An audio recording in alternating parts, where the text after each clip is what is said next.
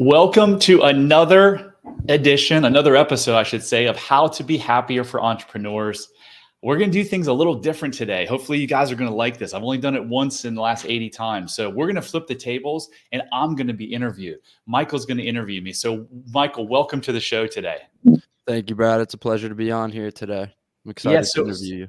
Awesome, man. So yeah, you came up, but tell everyone how we met, and then you can just fire away. You had some amazing questions. So you take over, brother. That sounds good. Yeah. Well, so I've always been a believer that, you are where you're supposed to be. And I met Brad. I was supposed to have an interview at 12 p.m. on a Wednesday. That interview got canceled, and I happened to run into Brad at the gym. I overheard him having a conversation on addiction and trauma and how it can really affect our relationships. So I struck up a conversation with Brad and got quite a few questions for him. So that's how this happened. And, I'm going to ask you some questions today. So I'm excited that we get to do this here. I love it, man. Let's rock and roll. Sure. So starting off I got my first question here, and that is through the use of substance, specifically porn, alcohol, drugs, even overconsumption of the media. Why do you think people are so stimulated by these things? And do you think that through the use of these things, people are running from something? Oh, man. Again, just love it. Love it. There's so much to unpack here.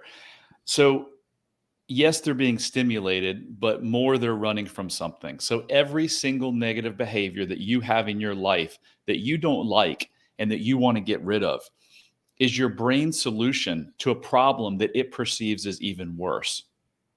So let's give an example. Let's put this into perspective. And this goes for anything. I'm just going to use social anxiety. I'm actually use anxiety for public speaking. Got to get up on stage. You go to walk into that room to go up on stage and you have this somatic feeling in your body. You get tense, you start sweating, you have this weight on your chest and you don't like it. And you're like, I hate this. I wish I could just get up on stage and just spread the message, right? Well, what is that doing? It's your body saying that thing on stage is scarier than the anxiety that you are entertaining and that you're dealing with right now. Because if you go on stage and you mess up, you may get disparaged and mocked and made fun of, just like, and then you can fill in the blank, just like when those bullies at school, or just like my father did. And what I've really learned these last couple months, I'm a constant educator. I just keep studying and just try to get better and better at my craft, is that this is going to sound deep and people aren't going to quite understand this. But when you have issues as a child and you piss off your parents, you say something that they can't handle. Our brain that's been around for 6 million years and its only thing is to keep us alive, our mind or our subconscious mind. If we piss off our parents, they're the quote, the people who give us the food and water, right? What happens if you don't have your parents around? What's the ultimate thing that happens? Well, we wouldn't have guidance. We wouldn't have food on the table, clothes on our backs. And then if you don't have food, what happens to you after a while? You die. You die. Yeah. You die. So that stage fright, that I don't want to get up on stage, it's not that you're thinking, oh my God, if I get up on stage and I die. But your 6 million-year-old brain is thinking, if I get up on stage, that's going to remind me of when my dad made fun of me. And when I was 6 years old and my dad made fun of me, I thought he didn't love me. And if he didn't love me, how could I survive? So everything, you gave like great examples of drugs and porn, but you can put anything in that. It's the negative behavior that you're trying to run from something, just like you said, that we think is worse.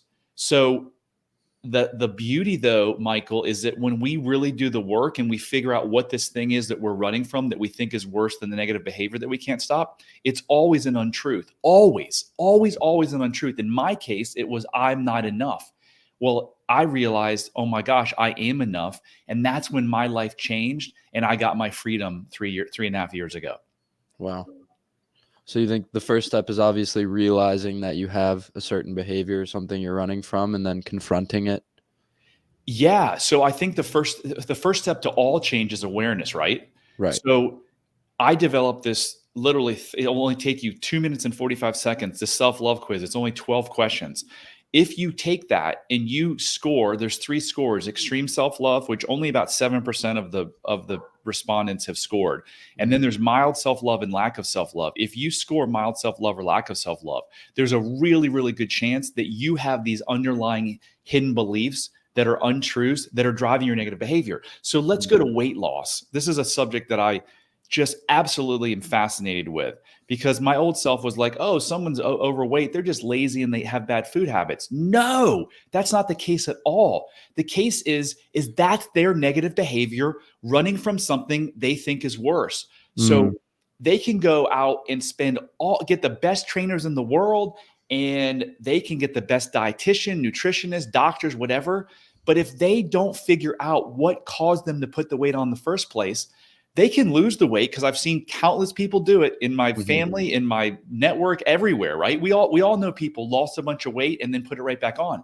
It's not their fault. It's, again, their mind protecting them. What your mind is supposed to do is, your subconscious mind is supposed to keep you alive, and it's supposed to move you from pain to pleasure. Well, that's what it's doing when you eat. They feel painful, and so they get pleasure through food. So it's very simple. If they can just unearth what their untruth is, what their negative belief is, they're going to shed all the weight they want, and it's going to stay off for as long as they want. Right. Yeah.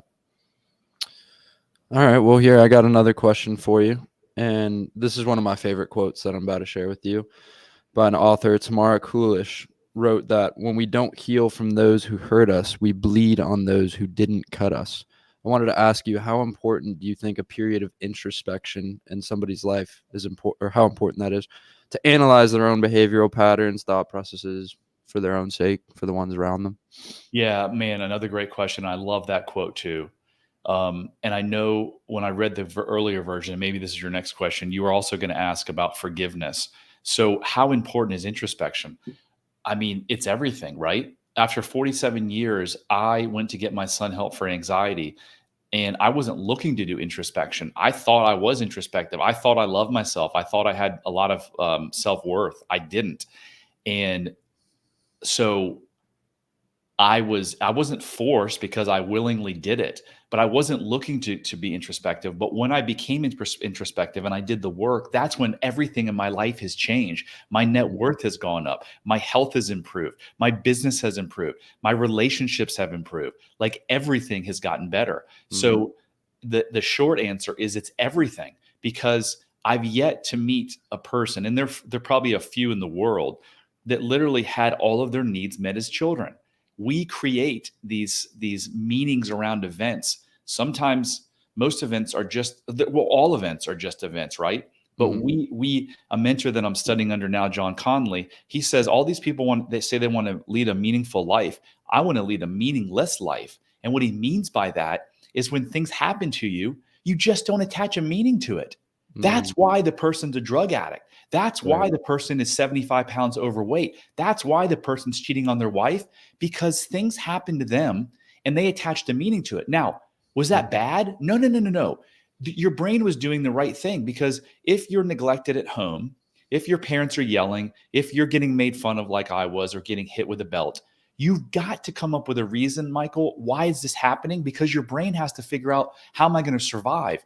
So what we do as kids is we often internalize it and say it's our fault, because if it's our parents' fault, we're screwed, right? But if it's our fault, all we have to do is be better, and then daddy will stop hitting me and making fun of me. So introspection is everything. Forgiveness is a huge part of happiness, but you can't just go forgive the person who did the bad things to you and expect that you're going to stop drinking or break out of your shell. Or it's kind of like in combination. You've got to heal yourself, and at the same time, part of healing yourself is forgiving that person. It doesn't mean that what they did was right.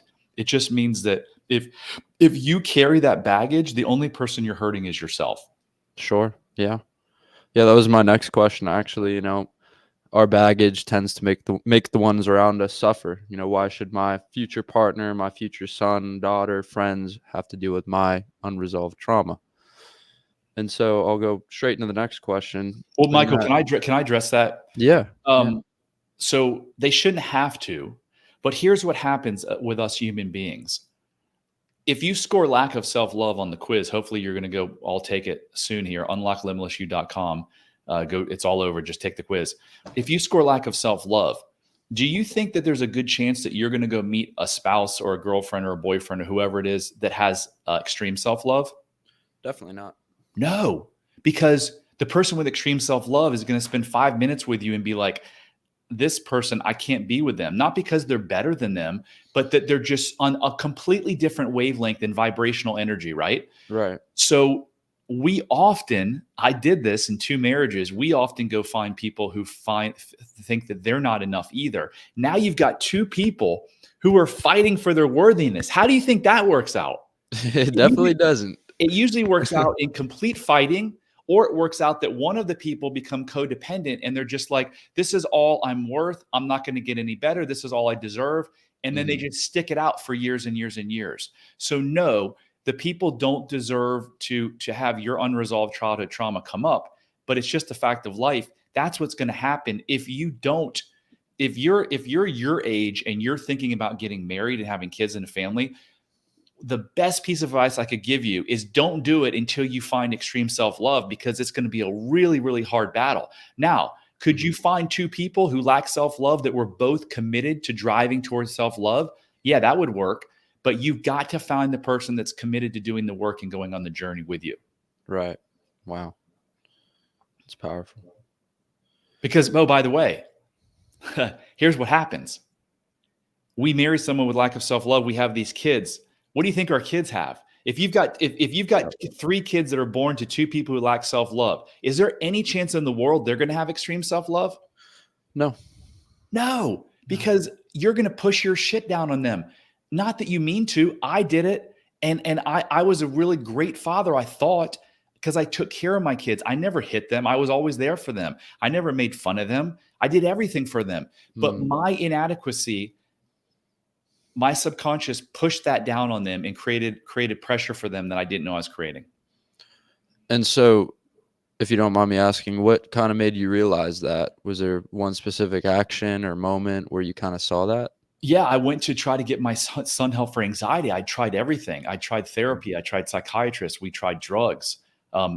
Nothing was working. And my buddy's like, you've got to talk to these friends of mine. And I got on this call with this performance coach, and she's like, yeah, you have a tick. And I was like, what are you talking about? She's like, you blink profusely when you talk about your childhood. You may have some unresolved childhood trauma. Wow.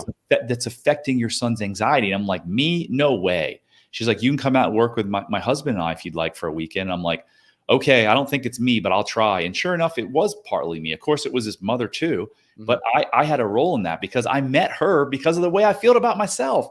And so then we had 2 parents that didn't love themselves pushing this shit down on our kids. So in a 3-hour session in this Airbnb bedroom outside of Park City, Utah in February of 2021, my life forever changed. And I came back and I was like, oh my gosh, everyone is struggling for the same reason that I was. These untrue thoughts that are driving their negative behavior. And so I just started telling people about my story, and people were like, Brad, you're really good at this. And then I was like, I started studying, and I've made this my life's journey now, helping people overcome these limiting beliefs so that they can live the life they deserve. Wow. Do you have any specific advice or tricks that would help suppress those thoughts, the negative thoughts that we have on a day-to-day basis? Yeah, well, we don't want to suppress them. So negative thinking is very harmful to your body because your mind doesn't know the difference between you talking negatively and a complete stranger. So you release cortisol. Cortisol is an inflammatory, and most illnesses are based in inflammation. So stop talking negatively to yourself. There's a reason that you're talking negatively to yourself, because you don't like yourself. And when you were born, you loved yourself. Something happened between birth and now that caused you to negative self-talk yourself. If you had a parent or teacher that said you're no good, if your little sister came home from the hospital and you thought that your parents loved her more than you, there's a ton of things that can create the negative self-talk. So what we do in my practice is we go back and we figure out, where are the times in your life where these meaningful events happen, where you place these meanings and created these limiting beliefs that are creating the self-talk or the drinking, the addiction, the depression, the anxiety. And we show the brain that these are nothing more than untruths. And once you do that, this like little mismatch detector goes off, and it's like, oh my gosh, That's not what I thought. After 47 years, I realized I wasn't enough. It was just how my parents felt, how my dad felt. Wow.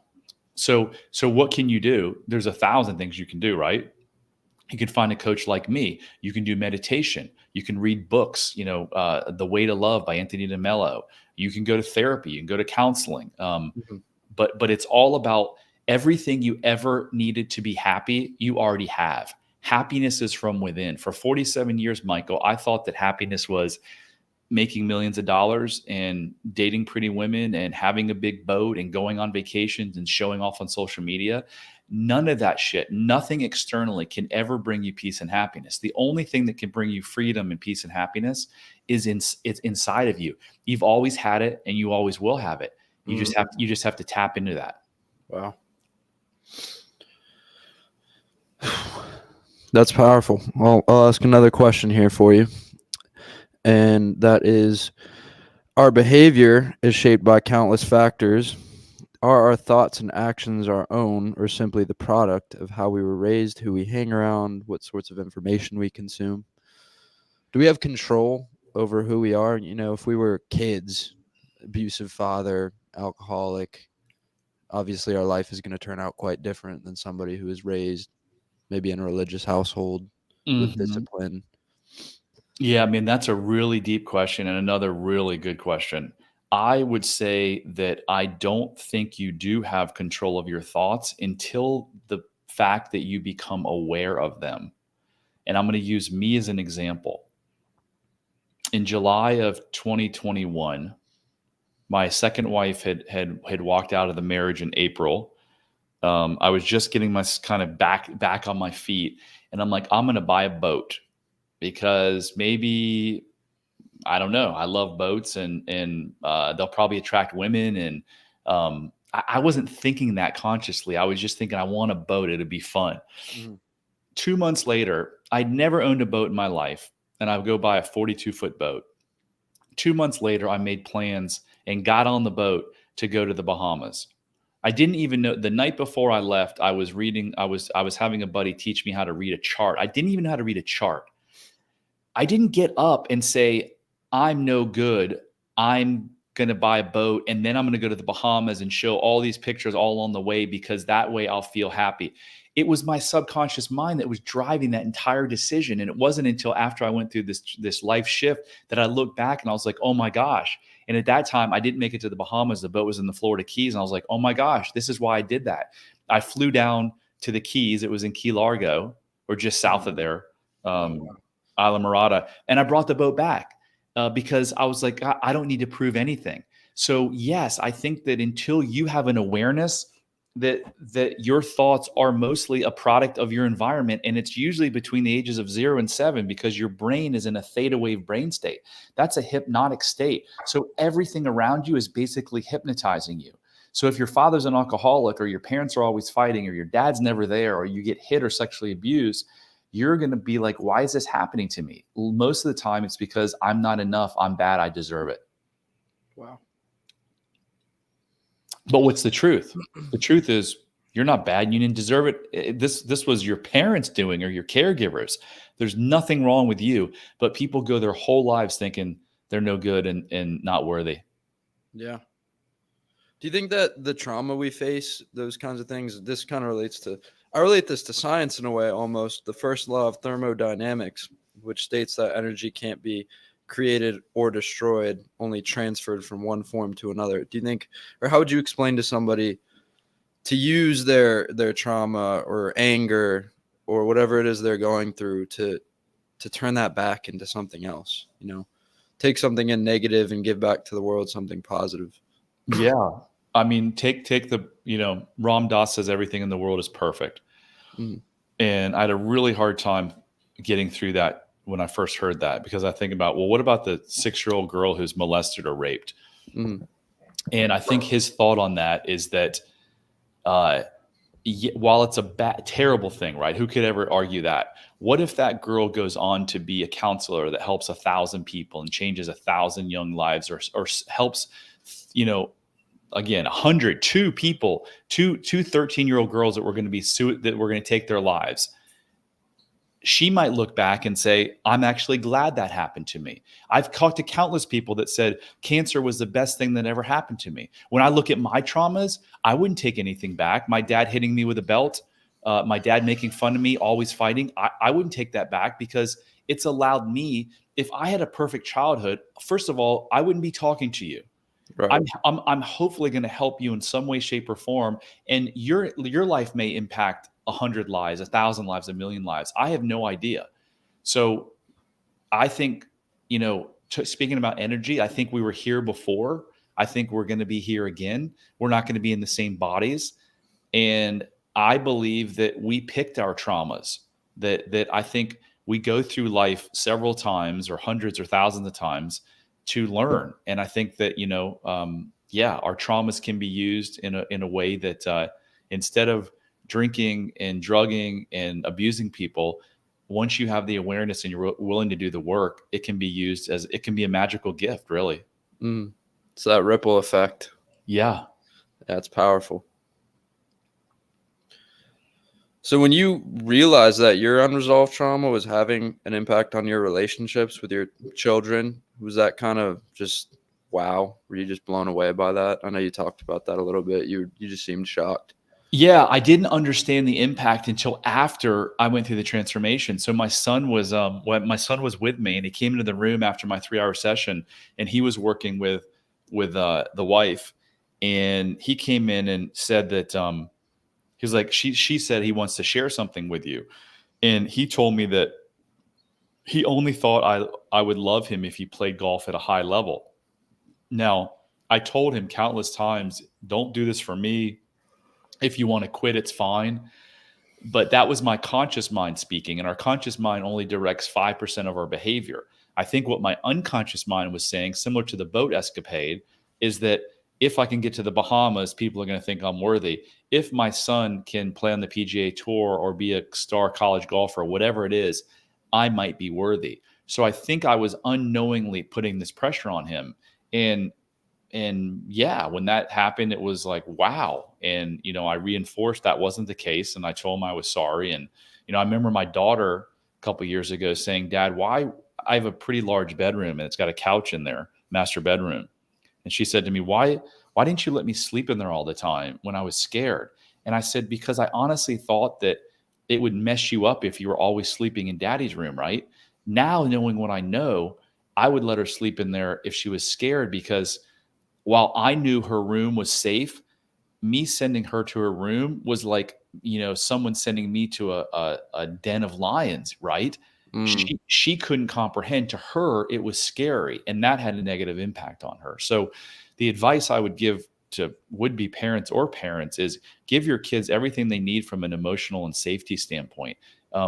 Teach them, and not many people know how to teach them, how to process emotions. We have this amazing tool called the Joy Regenerator that you can get on the resources tab at unlocklimitlessyou.com.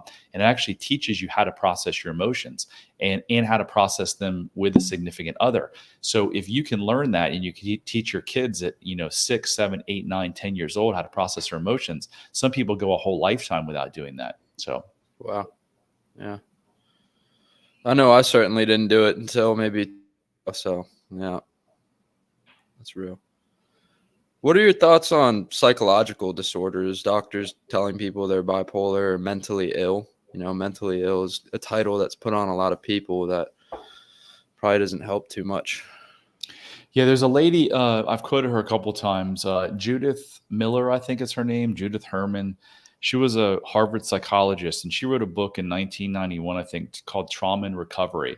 And the gist of the book is that she believed that there's really only one psychiatric diagnosis, and that's complex PTSD. So what she's saying there is that every mental issue under the sun, and there's I think the book is called DSM or something. There's like 1,000. There's a ton of different diagnoses. She's like, no, it all comes back to one thing and one thing only. It's the trauma, and that even includes ADHD. Like, people with ADHD are like, oh, I was born with the defaulted brain. No, you weren't. If you're a child and you go through really painful things, what is your brain going to do? It's going to disassociate. That's pretty much what ADHD is. It's your frontal lobe can't process information fast enough. It slows down. So Yeah, I think everything. I think most psychiatric diagnoses are a load of crap. I think that it's unfathomable to believe or to know that there are 100 million Americans today on an antidepressant or anti-anxiety drug.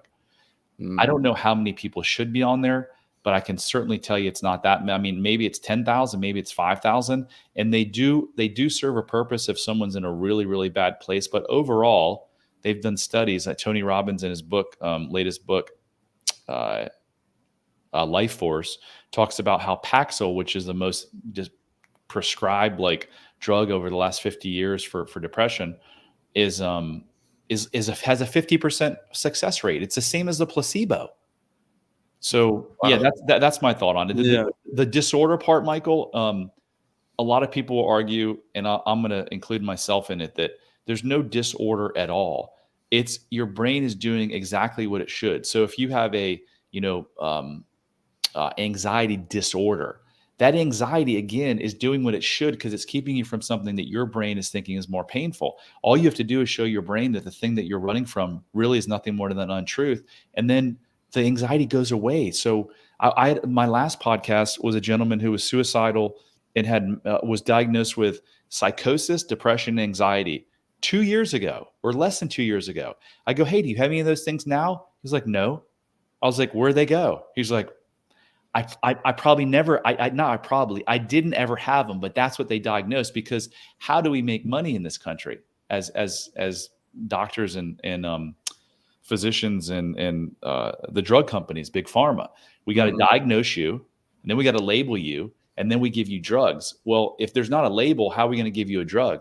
The physicians like to talk about idiopathic, and which means no known cause, or autoimmune. Well, it's hard to prescribe drugs for something they don't know what it is. But the cause is always, or almost always, exactly what we're talking about today. Unresolved childhood trauma creates illnesses. It's actually a cause of most illnesses. Wow. So And would you say to a young person like myself, before getting married or entering a relationship, the best course of action for kind of combating that and stepping away yeah, from the so I trauma? think we provide some amazing tools. So I'd have the young person start with the self love quiz to see where they stand. Then I'd have you download the Joy Regenerator from the site. And anytime you feel a negative emotion, it's similar to when you're sick, your body has a temperature. That's your body's way of saying something's wrong. Anytime you feel a negative emotion, it's your mind's way of saying, hey, something here you have to work on. When you fight with your girlfriend, I'm making this up. I don't even know if you have a girlfriend, but when you fight with your spouse or your girlfriend, it Mm. never has to do with the actual situation at hand. It's just you bringing in a meaning from the past. So anytime those happen, you have an ability to be like, where is this coming from? Now, that's kind of what we help you do, but you don't need a coach or a therapist to do that. You can literally get in a deeply meditative state and start thinking about your childhood and everything that happened to you. And what were the thoughts that you were probably telling yourself? Then, when you get in these situations, for me, it was I'm not enough. So, when my daughter pisses me off, or my girlfriend, or I get upset, which is very rare now, I immediately go to what is because it's always a thought that creates an emotion that creates a behavior or an action, and that behavior action often reinforces the thought. It's this like crazy loop, right? This vicious loop. So when I feel a negative emotion, I immediately ask myself, where is it coming from? I'm sad, I'm mad, I'm frustrated because I'm feeling like they don't value me. I'm not worthy. And so I ask myself, is that true? Am I worthy?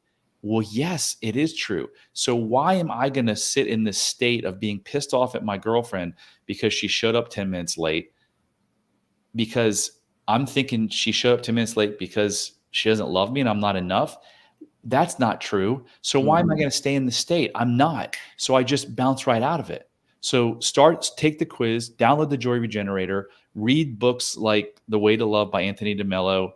Tara Brock has some amazing books. Follow me on social media, unlocklimitlessyou.com/Brad. I put out a message every day. And just know that this is a lifelong thing. You can make incredible progress in a matter of hours, and then you spend the rest of your life in this really good zone, just getting a little bit better each day. That's the goal, right? one day Yeah. at a time. Yeah. Yeah. Yeah. Because at the end of the day, all you're going to care about as you're taking your last breath is what was the impact that I made in this world, and what were my relationships like with the people that really they were important, right? That's Right. all that matters. All this other shit that we chase, money and everything else, fame and power. Look at all these politicians on both sides. They're all hurting. They're all hurting. They're all looking for fame. They're all looking for prestige. Yeah. It's the same. Why? Because they don't feel adequate. Mm. Wow. And you think all that inadequacy comes from just our childhood? 99.9% of it, 99.5, like an enormous, enormous amount of it does. Wow. What was the biggest thing you heard today that you'll take away from here? What was your biggest lesson? Understanding how the trauma we face as children, being young, can affect our relationships with our significant other. I think that's the last person that you want to hurt because of your unresolved trauma. So I really just think it's beneficial for anybody to go through a period of introspection in their life, to understand what the root cause of your problems are. And that's certainly something I'm in the process of doing now, just striving to be better one day at a time. So yeah, I'd just encourage anyone that's listening to just do some deep thinking, some meditation, because the ones you love don't deserve to hurt because of what you haven't healed from, 100%. And when you look at kids with behavioral problems, I often say to the parents, if you want to figure out where these issues are coming from, just grab your spouse, walk into the bathroom and look in the mirror, because you're the cause of it. Notice I didn't say it's your fault. So it's not only your love, it's not only your significant others, it's the kids that you brought into this world. They didn't ask to be brought in this world. I think the greatest gift that you can give any child is to teach them how to break this multi-generational curse that we're in, where we just keep passing it down. And how do you do that? You teach your children or child how to love themselves unconditionally. How in the world can you ever teach your child how to love themselves unconditionally if you don't love yourself unconditionally? Right. So, yeah. Michael, that was amazing. I appreciate it. Fabulous questions again. Thank you so much. Let's keep in touch, and I want to be with you on your journey throughout life. That concludes another episode of How to Be Happier for Entrepreneurs. Remember, I'm on a mission to help 1 million people get rid of these limiting beliefs that are holding them back from the life that you so much deserve. So I need your help. I can't do it alone. So if you like this show, please rate it. Please give me a review. Please share it. Whatever you can do to get the word out, I would greatly appreciate it. And until next time, love heals all.